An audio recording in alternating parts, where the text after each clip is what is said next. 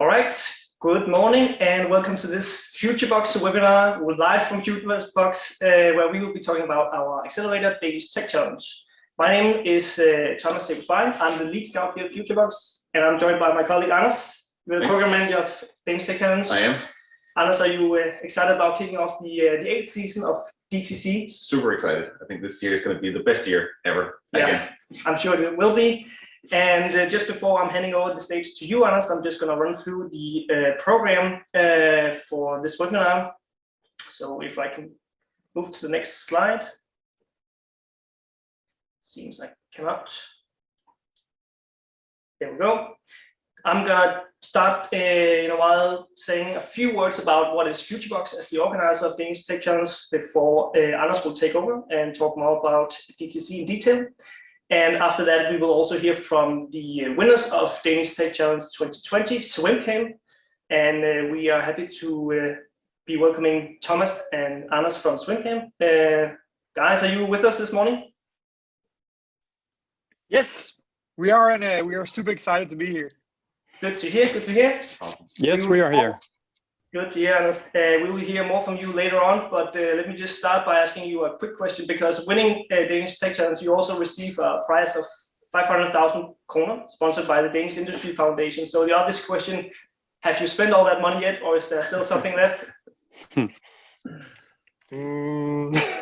I think we're spent a fair amount, but there's still money. They have gone straight into product development, and I think we haven't received all the invoices yet. So answer is a bit hazy, but we're full speed ahead. All right, good to hear. We'll get back to you later on, and obviously we are happy to take questions during the webinar, both as we go along, but also towards the end. So please feel free to use the Q&A function, and then we will pick up on the questions along the way. But first, a few words on FutureBox as the organizer of Danish Tech Challenge. FutureBox is basically a startup accelerator. We are part of what is called D2 Science Park, which is a commercial science park housing more than 300 high-tech companies. And in the end, D2 Science Park is owned by the Technical University of Denmark, but formally, as such, we're not part of D2. The way we work with startups,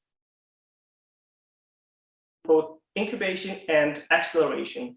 And what's common for those two is that we offer co-working spaces, we offer prototyping facilities where you can work on your products. We also offer business development and consultancies. We have a range of partners within both tech, business development, and other important stuff. We have a very strong mentoring concept, and we also offer exposure to a wide range of investors, both through pitch events and through one-on-one meetings. And then finally, we also facilitate collaboration with the D2 researchers due to a close relation to D2. The program that you will hear about today is one of our acceleration programs. We have others as well. We recently launched one called Green Up that is focusing on climate tech startups. We are also part of what is called Deep Tech Alliance. If I can go to the next slide. There we go. Deep Tech Alliance, which is basically a collection of other like-minded university near startup accelerators across Europe, some of the best that we work with in order to provide international acceleration experiences for startups within the deep tech space. Right. Today, though, we will hear about Danish Tech Challenge, which is all about hardware. So I'll leave the stage to you, Anders. Thank you so much. Take it away. Thank you, Thomas. So I'm here to talk about Danish Tech Challenge, and I'm the program manager of Danish Tech Challenge. My name is Anders. And we call DTC, Danish Tech Challenge, the hardware heaven. So Danish Tech Challenge is both an accelerator program of 4 months, but it's also a competition. That's how we kind of like take ourselves out of the mix in terms of all the other acceleration programs we have in the FutureBox. So a few numbers on Danish Tech Challenge. First of all, we're a big crowd. So as you mentioned, this is our 8th year. So we've run 7 seasons before, so we know how to do it. And we have a big family of 140 startups. So if you join our family, you become part of a big crowd and a big family where we include ourselves in the mix, and we kind of try to work together and learn from each other in that family. All of those 140 startups would recommend the program to other like-minded startups. So if you're a hardware startup out there, this is the place to be. Throughout these 7 years with the 140 startups, these startups have managed to create a bit more than 1,000 jobs in Denmark. They've innovated 140 products. 89% of the 140 startups are still alive today, so that's really, really good. And they raise a lot of money. We've raised 1.2 billion kronas throughout those 7 years. So that's a lot of money. It's a big crowd. All would recommend, and most of them are still alive. So if you become part of this family, you'll have a great chance to succeed. So why, you might ask, are the DTC participants more attractive as startups than other startups out there? Well, that's because when you get the DTC brand, all other people out there, all stakeholders you want to attract, find you more attractive. And the reasons for that is, if I could switch the slides a bit faster. First of all the legal stuff in your startup is sorted out. There are no surprises for investors or stakeholders of any sort. Everything is sorted out there. You have an investor deck complete, so you both have a really big investor deck. So a reading deck might, like you can send out to investors and other stakeholders to tell about every aspect of your idea and your product and your company as such. And everyone knows how to pitch. Your product or your service has been tested in the market, so you know that there's attraction from the market towards your product. So people find your product attractive. So we try to push you out into the market and see where you can find your product market fit. As I said before, we're a big crowd, but we're also a big crowd in terms of FutureBox, in terms of DTU Science Park. So we connect you with the right people. You get a really big network of the relevant peers. So everything you need in terms of competencies, the right access to people, to the right access to markets and stuff like that, you get from us. You've also gained, as you said, we have a really good mentorship network. So we have a mentorship program that we adopted from, and you get access to a group of 4 mentors throughout DTC. So you know, and everybody knows that you've gained the right knowledge from really, really high level people. We also have a partnership with ABBA. So you know, and everybody knows that you have the IP under control. So everything in terms of getting your product patented, copyrighted and protected in terms of people stealing your idea, you have that under control as well. Where we kind of, I think, is a bit different from other accelerators is that we really focus on the hardware stuff. So we have experts on creating products, prototypes, stuff like that. So you have a clear idea about how to go from idea to a finished product in the end.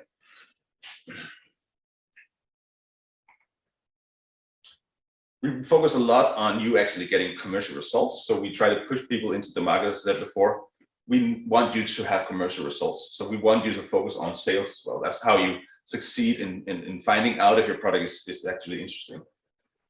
Lastly, we focus a lot on how your team is combined. So do you have the right competencies, but also really important, do you have the right dynamics within your team? And if you don't, how do we address that? How do we find the right people to actually mitigate the shortcomings within your team? So all these things is what we focus on. And that's why DTC participants are a lot more attractive than other startups out there. So how do we do that? What is Danish Tech Challenge? Like in essence, we took a look and actually also asked one of our partners to do like a survey and a big analysis of the startup community out there. So what do hardware startups actually need? And we found out with Hello Tomorrow that these are the areas where hardware startups actually need help. So they need funding, obviously. They need business development, they need connection with peers, they need tech and product development, and then they need some other stuff. So we focused on that and looked into that, and that's how we built actually Danish Tech Challenge. looking into the actual wants and needs of the hardware startups out there. So these are the areas we focus on in terms of Danish Tech Challenge. So we need access to tools, access to the community, access to the market, access to mentors, and access to money. So based on scientific surveys and scientific analysis, we put together the perfect hardware startup acceleration. There we go. So access to tools. We have our own workshop, so you can prototype down there. We have a lot of 3D prints and stuff like that. We focus on business model generation, so business model canvas, and we try to instill a lean startup mindset in your business. And then we have SolidWorks from PLM. So you have all the tools you need in terms of actually going from idea to a finished product, but also how to fit that into a market. Then we have access to the community. Yeah, so as I said, we have 140 alumni within DTC. We also have your batch of DTC within that year. So you have 20 startups that you work with on a daily basis. Then we also have the whole future box. We have DTU Science Park. So we connect you with the right people to the right places at the right time. And then we have a lot of events every week in future box, but also within DTC. So we connect you with the right people. Then we have access to money. So we focus on soft money. We focus on you getting ready to do investor pitches, and we put you in front of investors as well. And then we have a network of 400 business angels where we can have you pitch your idea and try to attract some hard funding as well. Then we have access to mentors. We put together the mentor team based on what you need and what kind of a startup you are and what kind of people you are. So we look at what competencies do you need, then we find the right mentors that can mitigate the competencies you need, and also we focus on which kind of technology do you work with. So do we have people in our mentorship team that can that have some experience within that area as well. Lastly, we've put you in contact when we can to the other companies within DTU Science Park. So do we see any kind of DTU Science Park? We try to put you in contact with them. Then we have an extensive corporate network, and then we have the future box partners. So the people you're going to be in contact with in terms of the partners in the building. So these are the areas that we focus on in the Danish Tech Challenge, and that's how we make you be successful in terms of accelerating the business. So Danish Tech Challenge is quite different from other kind of accelerators out there because we don't really focus that much on weekly workshops. So we have weekly workshops, but that's not where we get really the quality of our program. So Danish Tech Challenge focuses more on one-to-one sessions with experts. So Lean Canvas is not like a rocket science. That's not where you succeed in building a business. We want you to get out of the building, and we want you to do it based on expert advice within the different kinds of areas that we work with. We want you to develop in terms of getting out of the building, actually. So we put together 12 disciplines that we see is the most important areas that we need to develop on, and we have experts on all those 12 disciplines. When you meet those 12 disciplines and all the experts, they are going to have demands of you. So we want you to be pushed as far as you can on all 12 disciplines, and you need to complete all 12 disciplines to go to the semifinals. We put together a building just for hardware startups and deep tech startups because we know that relationships and relations matter. So network is really, really important, as we saw on the first slide as well. 34% found that was the most important bit. So we put together this place to attract people, attract the right competencies, attract the right companies to come to the building and actually network with you. So the more that you're here, the more you will actually succeed in your business. We focus on results, so we don't focus on now we've done a workshop and that's why Danish Tech Challenge is so amazing. We focus on your results. So we only benchmark ourselves in terms of how far you succeed.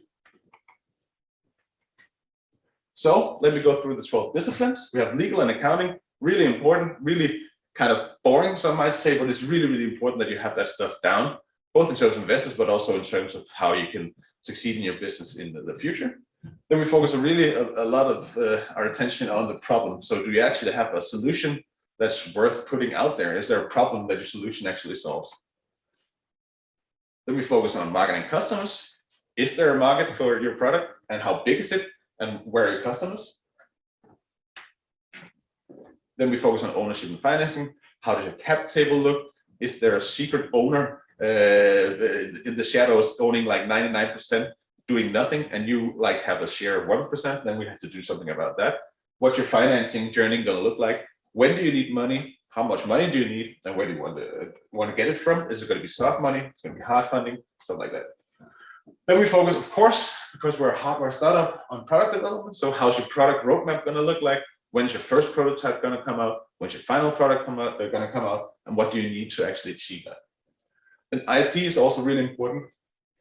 Can you patent the solution that you've done, either in a combination with the software and your hardware, or is there actually something patentable in your hardware solution in itself? Then supply chain, how you're actually going to get the supply that you need to build your product, and where you're going to get it from. How are you going to make money? Really important as well. How does your organization look like, both in terms of advisory board, board of directors, but also how does your core team look like?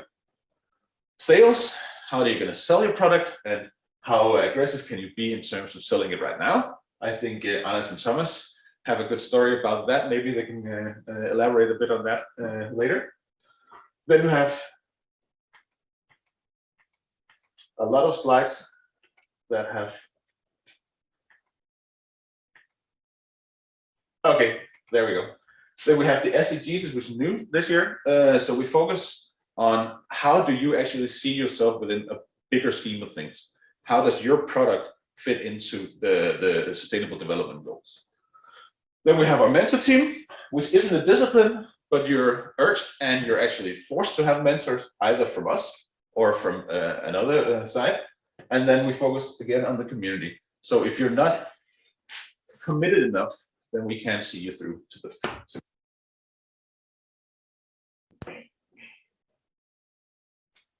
So just to show you, 12 disciplines, 12 experts on all the areas.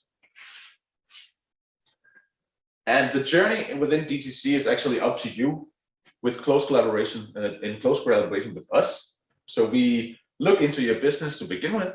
Where do you need the most help? Try to fit that into like the beginning of the program. So you have to go through all 12. But when you do it, it's up to you. Like, what's the most important bit? Like, one startup might need really to focus on sales right now, because that's where they are. And that's something that they maybe haven't focused enough attention on. So we need to focus on that really, really quickly. And then we map out the program throughout those 13 weeks. And you have to go through 12 disciplines and go from red to green. So you start at some point, you need to end at some point. And we go through you with that in terms of the 12 disciplines. Yes. So those 12 disciplines over here, you need to deliver something to us. So we need to see that you've actually achieved some kind of development within all 12 disciplines. And we have high demands, but we find them both really important, but also really fair.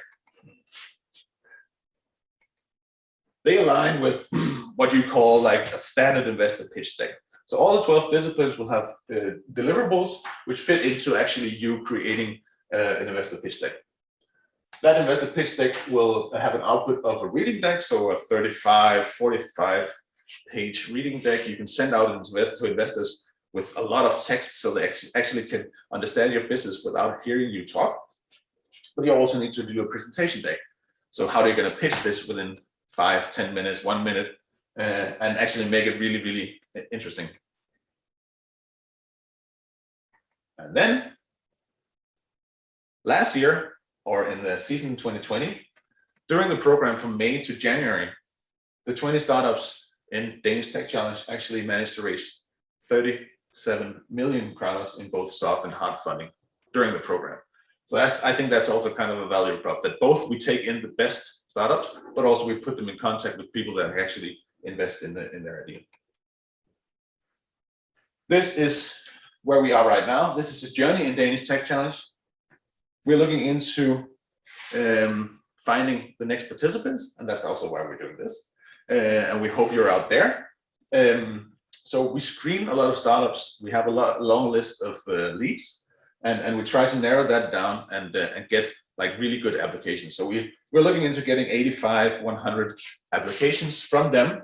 We choose the best, and the startups that we both feel that we can help the best, and also we feel that actually can bring something into the program, actually succeed in the program. From those 30, we put those 30 in front of a jury, like an independent jury. So it's not up to us in the end to pick the 20 last startups. That's an independent jury put together from tech experts to business experts to lawyers to IP agents and stuff like that. So we have 20 startups when we kick off on the 17th of June. Then the program starts in September. That's going to run for like 13 weeks. The ones that go green manage to succeed in all the 12 disciplines, go through to a semifinal where we put them in front of a jury again. They pick 6 finalists who are then put again in front of a jury who picks the winner, and which is going to be announced at an award show in January next year. Yes, next slide. So to wrap up, you're going to meet these winners from last year. They won 500,000 crowns, the Danish Industry Foundation Entrepreneurship Award. But who's going to be the winner next year? That's going to be really, really interesting to see. Cool. Any questions? Great. Thanks a lot, Anders. You're welcome. And let me just remind you to please ask all the questions you may have out there. We are happy to answer them, and also, of course, ask questions for SwimCam if you have any when we are going to them. But before that, Anders, just get some basics straight. Yes. We talk a lot about hardware. Yeah. How do we actually define that? Well, hardware is everything that's a physical product for us. It's all right, and I think it's a really, really good about the last couple of years. But that hardware product is, of course, linked up to a software solution. Right. But as long as there's a physical product there, it's something for us. So it doesn't have to be rocket science, as long as there's a physical element to Exactly. what you're doing. Yeah. Great. Now the program runs for 4 months roughly. Yeah. How much time do you have to commit to being part of DTC while in the program? Well, we tend to usually say that the more time you put into it, the more outcome you get out of it. Right. So the return on investment, when you put in time, you get it like a lot of times back again. So it's a really, really good return on investment. But I would say roughly put in 25, 30 hours a week. Maybe Anders and Thomas can elaborate on that. But it also depends on what kind of a team you have, how many people are you, how dedicated are you to the program, stuff like that. But we really want to see you being there as much as possible. Right. There are mandatory program elements like workshops, one-on-ones and stuff like that. Right. But yeah, it's difficult to say, but the more you put in, the more you get out. Sure. And you mentioned the team. If you're a solo founder, can you apply and become part of Danish Tech Challenge? Yes, of course you can. But we will probably also push you to try and get a co-founder, and also try to see if we know someone who can co-found for you and with you, maybe 1 or 2.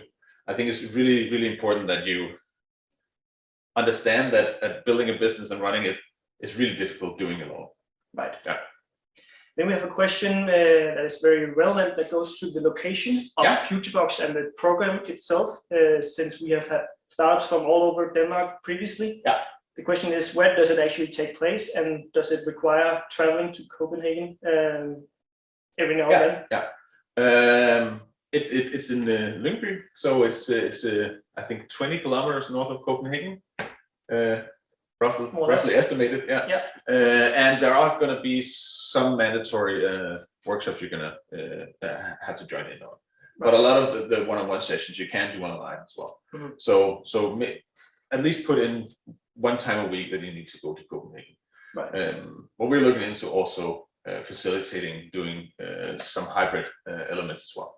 Right. But again, it's really important to understand that being here, being in the network, really has value. So you can, of course, join from outside of Copenhagen, and we urge you to do that. But the more you're here, the better it is. Right. Yeah. Yeah, so we don't necessarily want you to be in Copenhagen every week or every day during the week, but of course, most of the value will be coming from being a part of the community here. Yeah. I'm sure that SwimCamp can also talk about that a bit later. Yeah. Then last question or two final questions before going on to SwimCamp. How much do you need to actually have at this present moment in order to become part of the program? Do you have to have a working prototype, or how much do you need? Well, you don't have to have a working prototype per se. You can also have an idea, as long as we see value in that idea, and we also can see that the team can actually manage to putting that idea into reality. Right. So we've had a lot of different kinds of startups coming in from very, very different stages. Mm-hmm. So I think Anna maybe also be able to elaborate on that in terms of having a finished product. So we have someone who have finished products, mm-hmm. who have begun selling their product. And then we have someone who will only have an idea, but has really delved into what does this problem look like. Mm. And then we, we look into how much do we actually believe in these people and the problem and seeing this product come to life. Right. Yeah. Then the final one, considering that you receive quite a lot of guidance and one-to-one sessions with various partners, I guess a relevant question is, does it cost anything to be part of DTC? No, it's actually 100% free. So we're sponsored by the Danish Industry Foundation, who have two objectives in terms of Danish Tech Challenge. They want to create jobs in Denmark, and they want to create economic growth. Right. That's why they put in money in Danish Tech Challenge and the 20 startups to make that happen. Great. Thanks a lot, Anders. We will get back to you towards the end, but now I just want to bring Anders and Thomas from SwimCamp online. So guys, if you can show your pretty faces. Here we are. So hey guys. Starting out with what you're actually doing, I guess the name of your startup says a bit, SwimCamp, but can you just briefly say what are you actually working on at SwimCamp? Sure. Is it all right with the sound? Yeah, I hear you loud and clear. All right. So I'll just start out, Thomas. We are developing an underwater camera for swimming and swimming coaches in order for them to be able to see underwater, to see what their swimmers are actually doing underwater. So it's a camera sitting underwater, and then we have a Wi-Fi unit connected to it above water, and then the coaches can stand on side of the swimming pool and actually see a live feed of the swimmer below water. So that's pretty much the product that we are developing. The hardware product we are developing, and of course we are also developing software to support that solution. So that's the short story of our product. Great. And what are your backgrounds, the two of you? I'll just continue because I always present myself first for some reason. Thomas is polite. So I'm the sports geek. I used to be an associate professor in sports, and it's not that you have to be an associate professor to do startups, but I simply just love sports and have been into sports as a coach, as an athlete, as an associate professor as well, and been doing that for quite many years. So that is kind of my passion going into this product. And then I've been doing startups also for the last 10 years. I've actually been doing 4 startups, and they've been put down in a grave because they were not successful. And as you can tell from the wrinkles, I'm not young. But apparently I'm a slow learner for some reason. I haven't been doing a great success until now, but there's so much to learn from a startup and from different startups, and that is also part of the reason why we attended the Danish Tech Challenge, because it's such a journey to do a startup, and there's so many things to learn, which is part of the reason why it's good to be part of a program like Danish Tech Challenge. So, Thomas? Yes. And I'm the techie here. I have a background as a PhD in computer science, but I left that field just before it all took off, and I became a manager in Novo Nordisk and Novozymes, a biotech company. And then about 5 years ago, I started doing startups and public speaking and everything. And I've actually, one of the startups that Anders put in the grave was a startup we started up together. And we actually, and as Anders said, we put it in the grave. We got funding from the Innovation Fund. But when we met the market, we could see that it was a long sell-in. The market was simply not ready for our product. So we decided to shut that startup down, give the money back to the Innovation Fund, and find a new project. And I think that mentality is also kind of the driving force in what we do in SwimCam, that we try to meet the market as fast as possible and get as much feedback as we can. So yeah, that's a bit about me. Right. So from what I understand, none of you are engineers, and yet you ended up doing a hardware startup. So thinking and going back 1 year ago, roughly, when you were considering applying for DTC, where were you with the company back then, and what made you actually apply to become part of Danish Tech Challenge? Should I take that, Anders? Well, yeah, sure. It was about a week before the application date of the DTC. We didn't have a company. We just had an idea on an envelope. But we started the first day. We reached out to the Danish Swimming Association. We got a partnership with them. We found the 3 of the best coaches in Denmark. And then we just ordered a lot of components online, and within a few days tried to build the first hardware version. We threw Anders in the pool and figured out that, okay, we could actually get a live stream from underwater. And then I think that was Monday, and then Tuesday, Anders called 3 swimming clubs and do you want to buy it? And they want it. We got kind of pre-contracts. And then we made a pitch deck, and Friday we submitted it to Danish Tech Challenge. So that was a pretty crazy week. We've had a lot of weeks like that. But so just to the question, do you need to have a product? No, we did not have a product, but we had traction in the market, so to speak. Right. And I guess as we will hear from you a little later, you have had a steep learning curve in terms of where you are today. So that's very impressive. And can you take us through the experience you had during the program from the beginning to?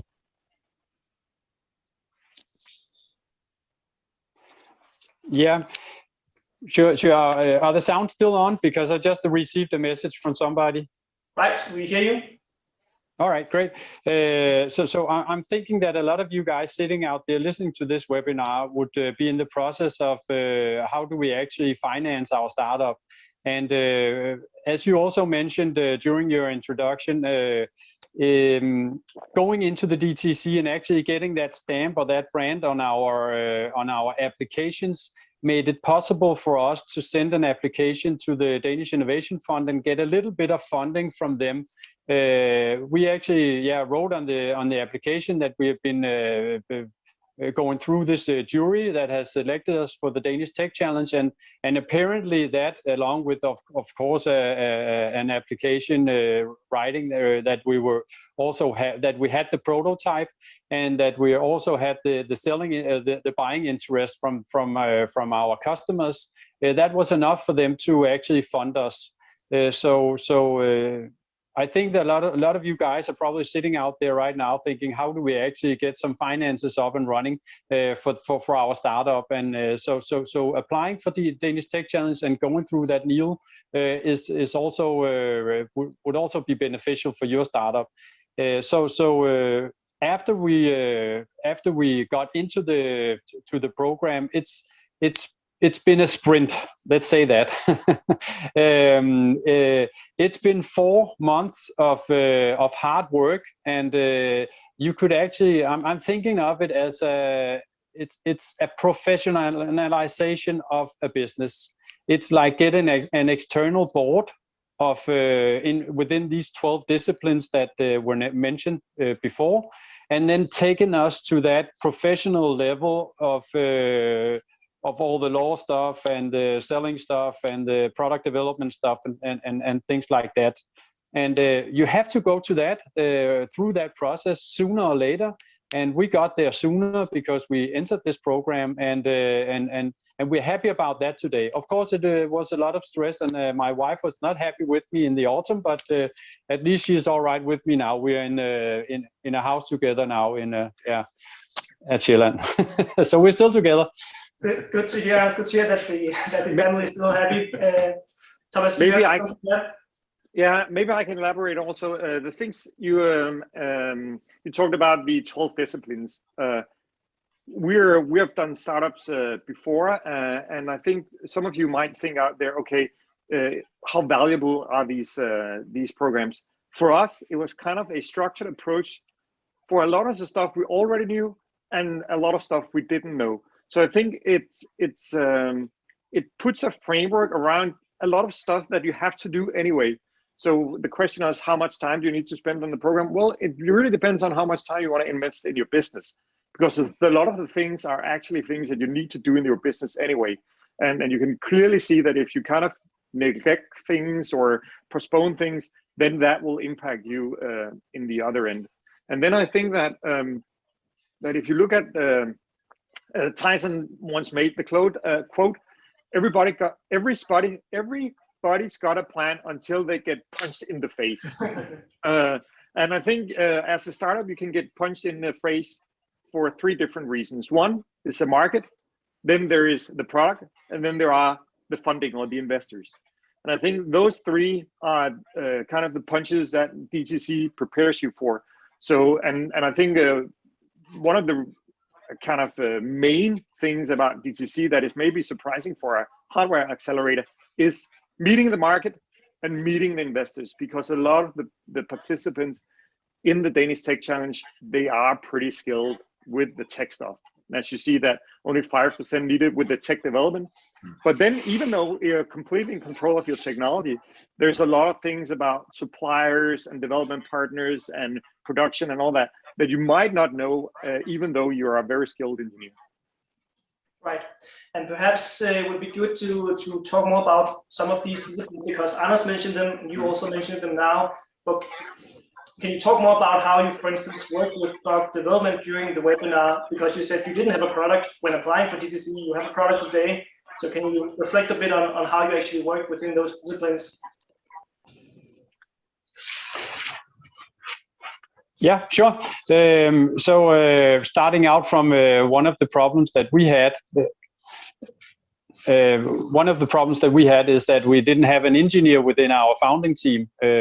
Thomas is a tech guy, and he has a lot of experience within software development, but neither of us had any experience in developing hardware products. So, and that might be a little bit odd going into a hardware startup that we didn't have that on the team. And it might not apply to you guys sitting out there and listening to this webinar, but that was one of the challenges that we had. And we had Morten help us out on the product development side, and he's one of the advisors responsible for one of the 12 disciplines. And we had personal meetings with Morten and a lot of other great guys and girls helping us out doing this product development where we had our weak spot. And just being able to, on an everyday basis almost, being in the house, going over to Morten and asking, okay, what do you think about this O-ring? Should it be this size or should it be that size? Going over to Nikolaj Manke from another company, also in this field of counseling us, has been a great help for us. We were also sitting in a house with a lot of other engineers who we were actually able to talk to. Pierre Riesen is one of the guys sitting downstairs, and he has also been able to help us. So I think that there has been a lot of help just being part of the program that has propelled us forward. Right, and before I give the word to you, Thomas, can I just ask you, Anders, to elaborate on that story with Per, because I heard that story as well, and it's a good way to illustrate what you benefit from being part of a community, because that can be difficult to fully understand before you become part of the community. But as I recall, you needed to kind of waterproof your camera, and for some reason you ended up finding Per, and he could help you with this. So can you tell us about that? Yeah, sure. So Per is let's say he's very, very experienced within waterproofing products. He's been developing that for 25 years or something like that, and he's sitting in the same building as Danish Tech Challenge, doing his own business. He's also a very helpful guy, and always up for good counseling. And we actually did develop a camera, and we went over to Esbjerg, one of our customers, to demo the product. And unfortunately, we hadn't really been able to do this well enough. So it took like 2 minutes, and then water actually ran into the camera. So we had to get back to Per and tell him about the story. And he said, "Okay, guys, listen, this is how you do a waterproofing of products that will actually last longer than 2 minutes." And that was just being part of the community out there. And there are so many stories around this, and I think that's greatly part of the beneficial stuff of being in a community, that is being able to on an everyday basis both get inspired by and also learn from other companies. And as I said before, we are also older guys, so we were also able to help some of the other companies on the more business development side. So that is also a big benefit of sitting out there. Right. And just to clarify, you do not only talk to the startups part of DTC, but you also talk to the other startups sitting in FutureBox who are part of our incubation services. So that's where Per was sitting, who talked to us. Thomas, did you have something to add before? Yeah, I just want to underline what Anders just said, that I think, of course, winning DTC and 500,000 has been great, and also being part of the DTC program with all the disciplines.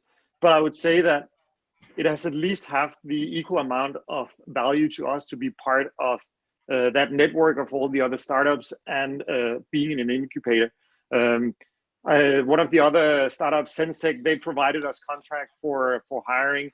We've been having meeting about AI with the Godogo. We have been having plastic meetings with other. So it's just been almost a meeting every week or every day with other startups, just meeting them by the coffee, saying, "Okay, this is our problem.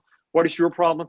So really, that level of inspiration is difficult to find in other people than haven't started their own company. And DTC and FutureBox are filled with founders and tech guys and salespeople and all that. So you really get a lot of value out of sitting in that environment. It's not that you cannot get it anywhere else, and you can also probably, as you said, participate in the program from a remote. But we can just see that the companies that actually were sitting together got that connection that the others really weren't able to get. Right. And I know that I can also jump in on that. Yeah, sure. Go ahead, Anders. Yeah. Just to elaborate, sorry, on that also, I think that I've also been part of other communities where we were sitting together, multiple companies, but within different fields. And if you sit next to a consulting company or something like that, it's just not the same business as doing a hardware startup. There are so many similar things when you sit in a house where everybody is developing hardware, where your interests are so common, and you can learn so much from them. Also on the supplier side, we've been having a lot of talks with the companies out there on which supplier should I choose, what are the names, where do they sit, who do I actually need to talk to, the specific persons when we need to develop something or assemble something. What is the company called? Who are the good guys and girls to talk to in these companies? So it's a lot of knowledge, and you cannot really catch that up on the internet from surfing around. You get it from meeting a lot of companies that has the same problems that you have, and meeting them on a regular basis. That is really, I think, where the value becomes very great. Right. And I've heard some describing being part of Danish Tech Challenge as a process of being bullied in the good way for 4 months. And I know preparing to go green for the semifinals and preparing your pitch decks for the finals is a stressful experience. But can you take us through that and how that actually prepared you for the things you needed to prepare to? I think sorry, Thomas, go ahead. Yeah, I think what you do when you create a pitch deck like that is that you actually align the whole story about your company, your product, your team, your development plans, all that. So you get that it's a pitch deck, but it's also a documentation. So every time you try to create a slide, that being finances, you have to think about how it's connected to all the other parts of your business. So creating that pitch deck is, of course, intended for investors and with all the glitter that it's in that pitch deck. But also aligning that whole story actually makes it easier for you also to tell that story to your customers, to other partners and all that. So even though it's it's a lot of slides, it's a big slide deck. Investing that time in that deck is really just pays off. And as you said, you can use it in other instances afterwards, sending it to new investors or journalists or advisors saying, okay, we just had a meeting, I think it was this one Monday with a CMO on marketing, and he said, "Can you send me some material?" And we just sent him an excerpt of our slide decks, and then he was able to kind of know our product and where we were coming from. Right, and in the end, you managed to win Danish Tech Challenge, as we talked about. So that was awesome. Perhaps we would also like to hear where you are today. I know that you are moving very fast. So can you tell us a bit more about how you're doing today? Yeah, yes, sure. Thomas, go ahead. Okay, we have delivered a bunch of cameras to a few customers. They're out there being tested, and luckily they're all super excited about it, and they're using them every day. And now we're in the kind of the mid or final phase of creating the next generation of our camera that comes out in May, and also the software to that. And at the same time, we're doing a lot on the how should we professionalize all our marketing, our sales, and so if we want to go international already this year, there's also planning around that. So that's our kind of our main focus right now. Refining the product, getting the new version of the product, updating our software, and then basically getting the market engine to work. Right, and I know, as you said, Thomas, that you're already thinking about going international this year, if possible. Can you share a few more details on that?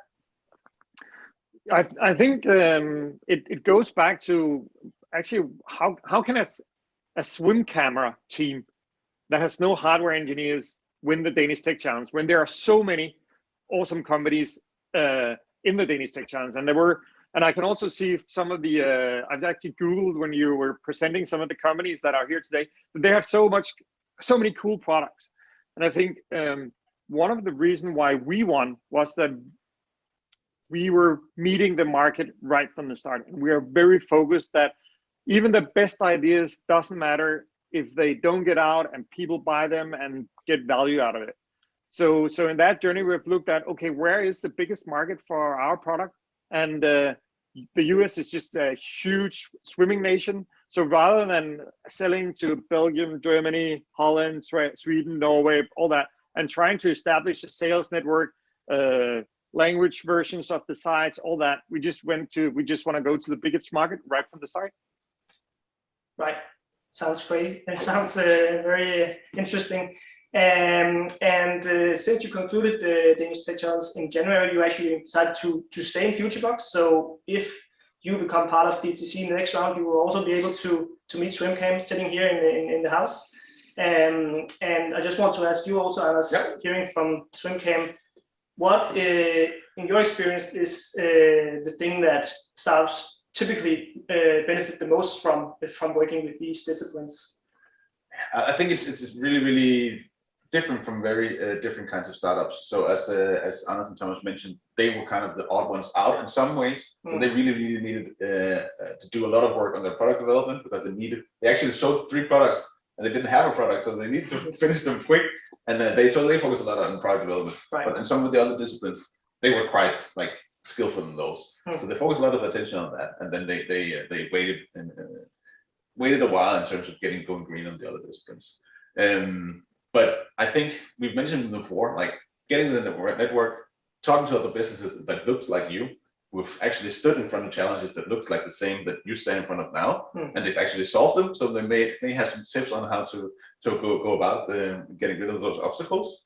But then I think getting funding, getting a network, looking into how to develop a product, and then it differs from depending on what kind of a startup you are and what phase you're in and what your team has been focused on until now. Yeah. And as we also heard from Swimcamp, they were already talking to customers before entering the program. But I think it's worth emphasizing this point of pushing the startups out in the real world, so to say. So it's not sitting on the school bench learning how to sell your product. We actually encourage you to go and do that. Can you just say a few more words about how we do that? Yeah, well, the only, like I mentioned before, Lean Canvas isn't like rocket science, and we only look into tools and going that far in terms of filling them out, because I think a lot of the startups who are here and a lot of the people who are here have mastered doing theoretical work mostly, but may have postponed actually putting the idea out into the real world and getting the beatings that you need to actually make a product and have a solution that solves a real problem for people. So we urge people to go into one-on-one sessions, getting a consultancy, counseling on different kinds of areas, but we only do that because we want people to then go out and use that into the real world. So face your customers, face your stakeholders, get the beatings, and go back and reiterate your solution. Thomas, you have something to add to that? Yeah, I just think that is so important, because we've also read the books on Lean Canvas and Scrum and Agile, and we're trying to do that. But I think the most important part is get out of the building. Yeah. And whenever you're thinking about, should I go out and try to sell this to a customer, talk to a customer, or something like that, then look at yourself in the mirror. Am I just making excuses right now? So we could see there's a lot of companies. A lot of the other participants in the program, we were trying to constantly push them. But why aren't you selling it? But we need to. But our customers, they would be embarrassed of walking around with a device like this. We were like, have you tried? Have you tried?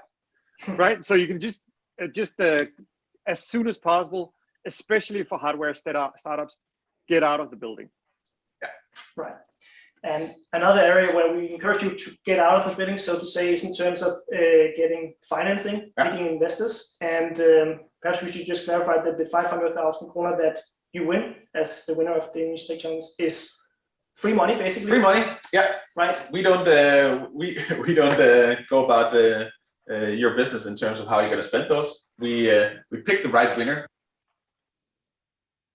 That you use the money wisely in terms of building your business. Right. So no strings attached, free money. Right. Yeah. I don't want to go into whether you use those funds wisely or not, Thomas and others, but I'm sure they did. I'm sure they did. I understand that you, on top of that, also managed to secure the InnoFounder Experience Grant from Innovation Fund Denmark. Do you have other plans to look for further financing currently?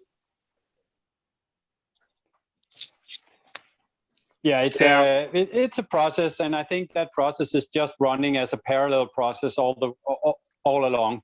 Because until you really make a profitable business, you will have to look into all kind of different funding options. And so far, we've been able to manage it with soft funding primarily, and a little bit of self-funding. But of course, when we enter the United States, we are going to require more funding. So it's a process, and you just have to budget with that, timely put hours aside to do this process all along, because it's a money game, and a lot of companies, as we know from statistics, will simply run out of money sooner or later if they don't focus on this area. So yeah, it's just a business discipline.